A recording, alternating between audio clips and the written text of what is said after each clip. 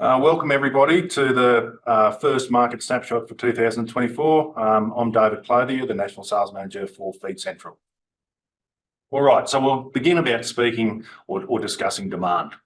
As I'm sure everybody can appreciate, there's been a significant reduction in demand over the last couple of months. It hasn't stopped totally, it's just been decreased, and that's been through across the eastern seaboard due to the seasonal conditions. The rain events that we've seen from early to mid-December through to now have been expansive or extensive from Victoria to northern Queensland.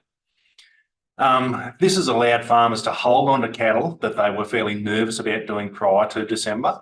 And so much so, with the increased pasture growth, we've now got graziers seeking to expand their herds to take advantage of significant pasture growth that's been achieved through these recent weather events. Due to these circumstances, the cattle market has risen significantly through reduced yardings. So cattle prices, or the current cattle price, justifies feeding through the winter months. They've got feed ahead of them, their stock are worth more money, the confidence will be there to secure fodder, that is. And the other thing we should mention is Australia's herd is still very strong, whilst we look at the US that currently is experiencing a 50-year low, or on track for a 50-year low in their herd, national herd. So on to supply, some pretty simple messaging here. There'd be no surprises due to the seasonal conditions experienced over the last couple of months.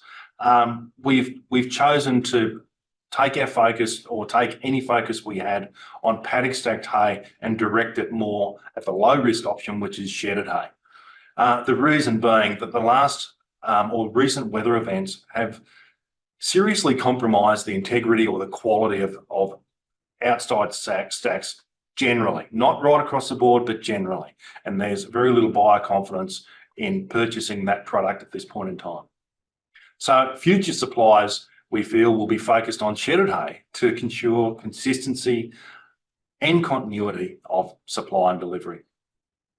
And buyers are acknowledging the risk in future purchase. The cattle are worth more money. They want to feed a quality product.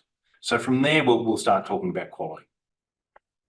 So when we're talking about quality, we can talk about, like, we've got 4 grades in our system: an FCAA, an FCA grade, an FCB grade, and an FCC. Predominantly, those lower grades are in weather damaged product. So we're just going to talk about the 2 higher grades at the moment, being FCAA and FCA.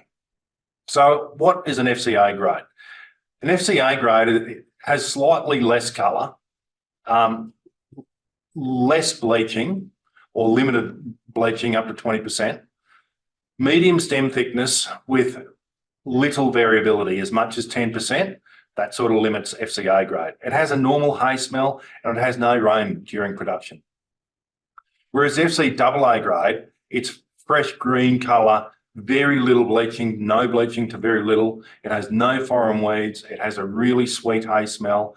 It's thinner stems, minimal bale variability, and no rain during production.